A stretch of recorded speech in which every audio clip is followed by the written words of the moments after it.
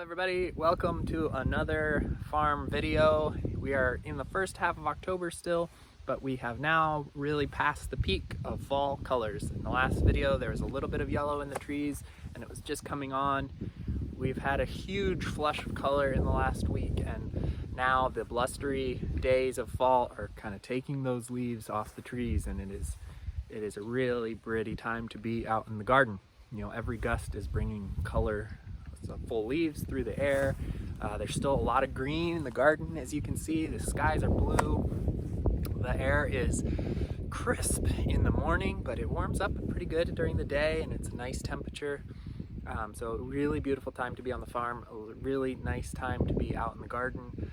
The harvests are still quite a bit. You know, we have our storage crops, our onions and our garlic and our winter squash that we're just starting to dip into, but there's still all the greens from the fall, and things like cabbage and turnips and those really sweet fall carrots that we love so much. They're all, you know, coming in really well. And there's a few summer crops still in the high tunnels that are just hanging on, not really growing anymore, but maybe ripening just a little bit. Like the tomatoes, we still have a tiny bit of those left. But it is, we're getting freezing nights often and some hard frosts, so things are really in the decline and slowing down quite a bit. Thankfully, we've planted a lot, so there's things there that maybe are not growing but are still there for harvest, and that's really nice. But speaking of the end of the season, there's only 3 weeks of CSA left, so make sure you're just aware of that. Only 3 more weeks and then it's fini. But not quite finished, because we still will have quite a bit of things to harvest out of the garden, and we'll have a lot of those storage crops, and we will still have eggs, and we will still have meat in the freezers. So we will be starting our winter CSA immediately after the summer one is over. And if you want to get in on that, some of those winter vegetable crops, the meats, the eggs, all those things, and keep getting that really nutritious food all the way through the winter, then you need to jump on those signups. We will have signups open in the last week of October. We're compressing the sign-up period to just 1 week, so you need to make sure that when it opens, you get in there and sign up. The space is definitely limited. We do not have nearly as much product as we do in the summertime, and so we will only be taking, you know, a certain number of people.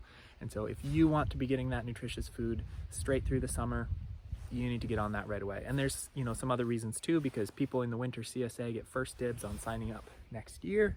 So we prioritize the continuous members. So make sure that if this food is important to you and having nutritious food all year round is really important to you, then you need to sign up as soon as those signups open in the last week of October. But this year is not done yet. There's still plenty going on. So let's go walk around and see what the fall garden is like. So like I said, there's still a lot of green in the garden, a lot of growing things that don't mind the frosts that we've been having, and actually in many cases get sweeter in the colder weather. But there's also a lot of empty beds. We've been ripping crops out, finishing the season on these beds, and we've been amending them. I talked about that in the last video.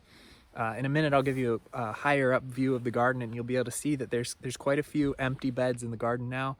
And these are beds that they're almost totally prepped for next spring. And that's really important here in Minnesota, where the winters are just so harsh.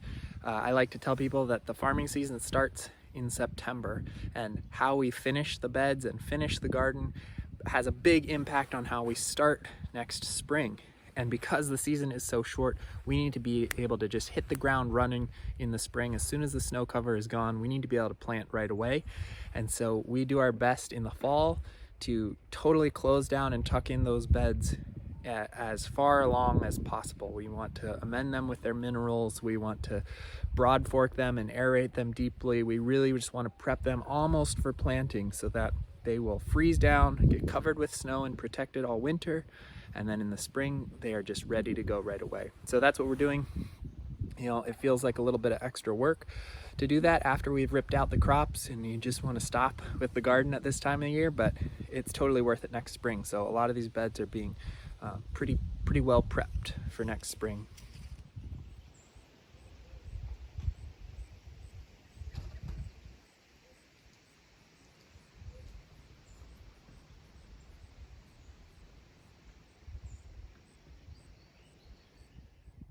In this tunnel, we've planted a bunch of winter greens and they're doing really well.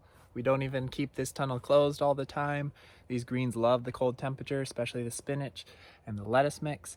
And we'll have these guys for a while, so that's really nice to have some greens in there.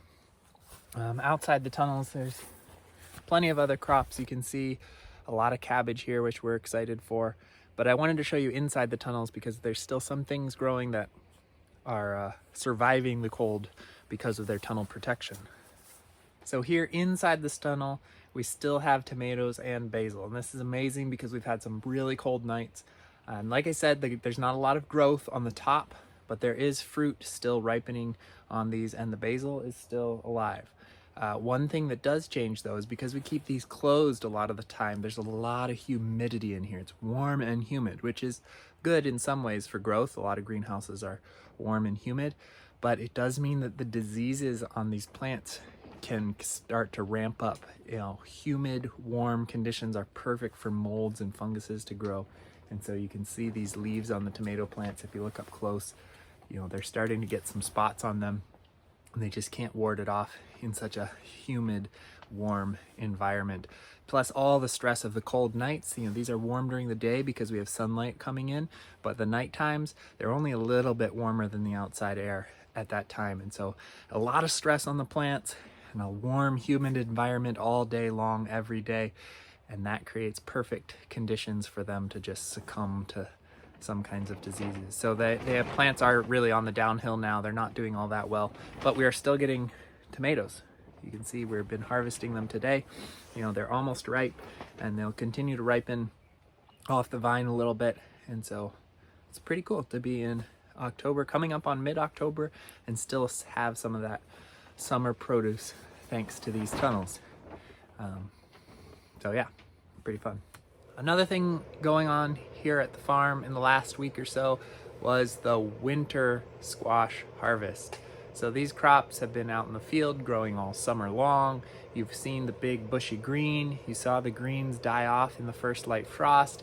And now we've harvested all that and brought it into the greenhouse here so that it can cure. You know, we want a proper hardening of the skin so that it can really store in the basement really well and last a long time. We eat a lot of this throughout the winter. It tastes really good, it's really nutritious, and it's an important crop just for us to keep getting nutritious vegetables in our diet when the garden is under snow. But as you can see, we've got a lot of different kinds of baby decorative pumpkins, all the way up to butternuts and buttercups and delicatas, several different kinds here. We don't really grow the jack-o'-lantern pumpkins that people are used to seeing in the fall, just because they are not that good for eating and we are more concerned with nutrition and food. But these are all really sweet, really flavorful, taste great, and as you can see, we've got a lot of them.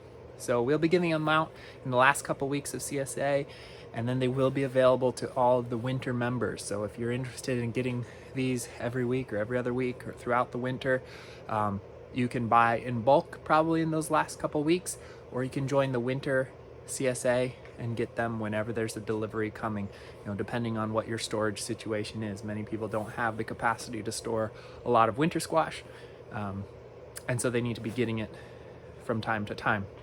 So that's two options if you want to get it. But again, like I said, space is very limited in that winter CSA, so when signups open in the last week of October, please make sure you jump on that if you want to be getting a good dose of winter crops. And I'll also show you the storage crops down in the basement because we got a ton of onions and garlic down there. And so yeah, we can go see that too. I am down here in the basement of our house, which is where we store all of the storage crops. And these are burlap bags full of garlic. So we have a lot of garlic. It's a pretty big pile of bags. And then we've got even more onions over there on the other side of the room. I'll show you those in a second. But a lot of onions and a lot of garlic. We'll be planting some of this garlic in the next week or so for our subsequent crops, but we have more than enough to plant and to give out to members and to consume ourselves. So I know I've already said it several times in this video, but winter CSA is coming. People in the winter CSA will be able to get garlic, onions, winter squash, those storage crops. So if you're interested in having fresh garlic straight from our garden all winter long for your cooking needs, make sure you get in on that CSA. But we have a ton of stuff down here in the basement, which is pretty exciting. It's more than we've had in the past. And we're really trying to extend that season, have more food, and increase the amount of our diet that comes directly from these soils, because we think that that's really important. So storage crops are key in Minnesota, and we're trying to get better at growing them, better at curing them, and better at storing them so that we can eat from our garden longer into the winter. So yeah, let me show you the onions. Way back in the springtime, we started a bunch of seeds in the basement here to get a jump on the season, and we used this shelf system to grow those seed starts.